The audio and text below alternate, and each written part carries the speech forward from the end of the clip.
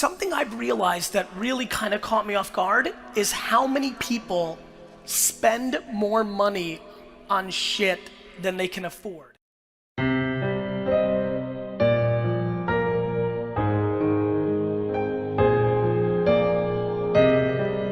That's like a funny thing to say, but it's actually very basic. I'm actually talking about the amount of people that have emailed me in the last 6 months, because I've been on this rant lately of trying to get people to move back in with their parents at 30 and 40. Yeah, I'm hot on this. It's because there's this incredible thing. How many people here own their home? Raise your hands. The people that just raised their hands, 90% of people that own their homes don't use more than 50% of their home. They have 3 extra bedrooms that they don't need. They have a living and dining room and a fucking den and all sorts of shit. The amount of people who live in homes that they've extended themselves financially to afford that don't use half of that home is fascinating.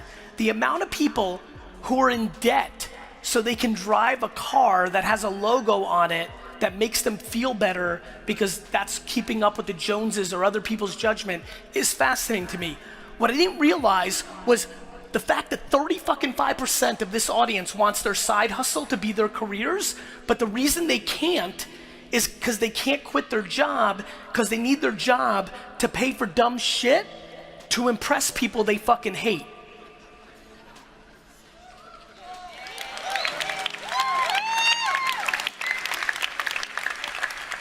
And so, especially while the economy globally is frothy, I am aggressively throwing up for debate to the third of this audience that is trying to get their side hustle to be their job, for them to give a real thought to what it would look like if they were to downsize their home and their car and their vacations and their watch to put themselves in a position to be happy. I think over the next decade, as we continue to start really discovering as a human race mental health and happiness, that we are on the pre-dawns of people changing what success looks like. When I really look at the world, and I grew up super humbly, I've spent my 10 years ago career in the explosion of Silicon Valley. I've really been lucky to see all sorts of different things going on. It is super cliche, but absolutely true, that the money happiness thing is just a funny thing. People that don't have it think it does bring happiness. People that have it know it's not true.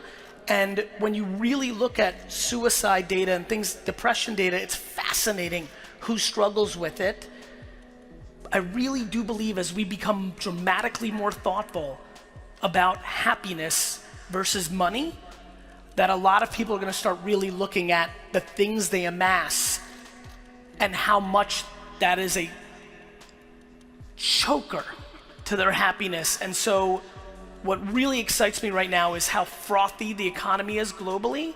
And I know so many of you can take advantage of selling high, positioning yourself to be happy. I think it's a very rogue point of view. It's completely against the propaganda that you see in your Instagram and Facebook feed 24/7. Everybody's pushing all sorts of fancy stuff and fancy trips and fancy things. I genuinely believe that the majority of people here can dramatically put themselves in a happier place if they honestly consider downsizing things that they don't use. So just a random thought that I'm super passionate about. In a world where I'm asking you to create so much content, the fact that so many of you do not create content because you're so bent out of shape by the feedback in the comments section. This has become a remarkable fascination of mine, that people literally aren't living their lives to their happiness or fullest because Sally Pants 36 said that you're ugly or fat. People absolutely crippled by the judgment of others without really understanding what it is. Let me say it here right now so there's no confusion. If a human being takes the time out of their day to consume your piece of content, consume it, and then spend time to leave a negative comment to you after consuming your content, think about how shitty that person's life is. Somebody literally has the time to consume your content and try to drag you down. My friends, misery loves company is one of the most interesting sayings that has been in culture for a long time. It most manifests in a very poor way when I watch parents drag their kids into shit because they're upset. But it's one thing, and I have empathy, a lot of it, when it's your mom and dad dragging you through shit, because that's deep. But when an anonymous person with a fucking icon of a rugby player is dragging you through shit, you have to get into a place where that does not bother you. It makes zero sense. I mean, literally, and I get shit on all the time. You get that many comments, you get shit on.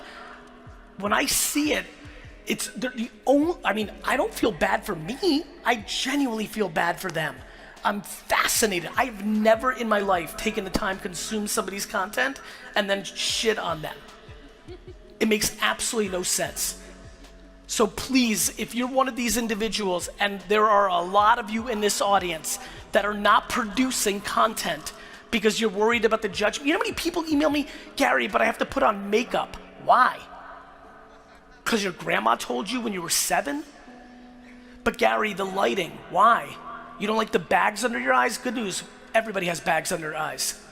Like, there is an enormous amount of insecurity in the system that is stopping people from creating the thing that they want, and it needs to be talked about in a much bigger way. The judgment of others is a fascinating thing. Do you know how many people say to me, Gary, I don't think Facebook and Instagram, that stuff doesn't work.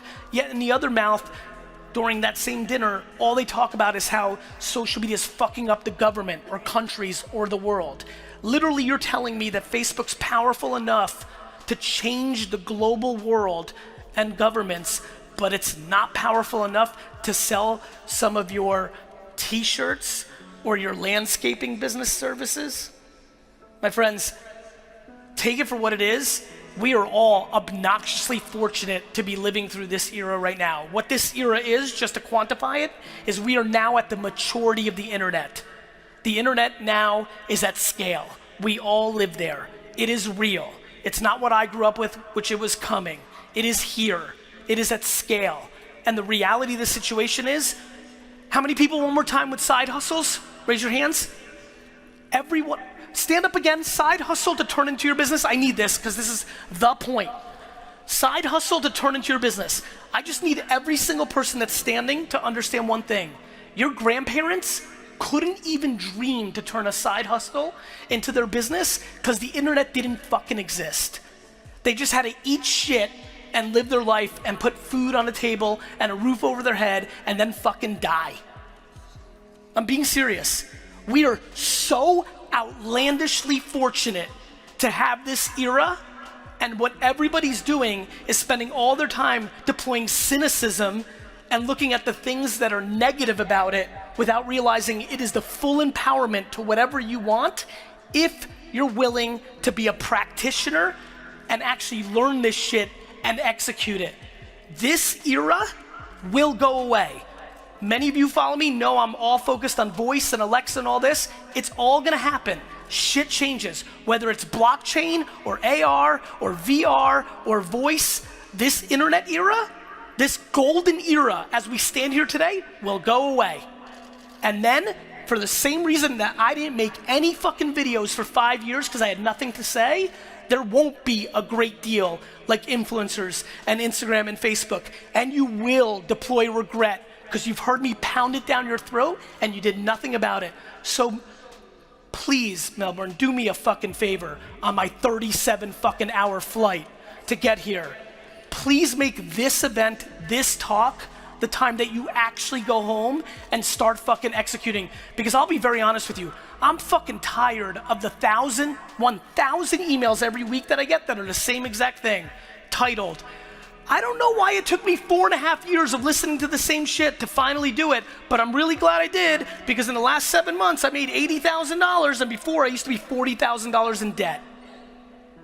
Please make tonight the beginning of the next chapter of your life, because when it goes away, I'm gonna get quiet and execute, and you're gonna wish you're going to wish you did something about it tonight.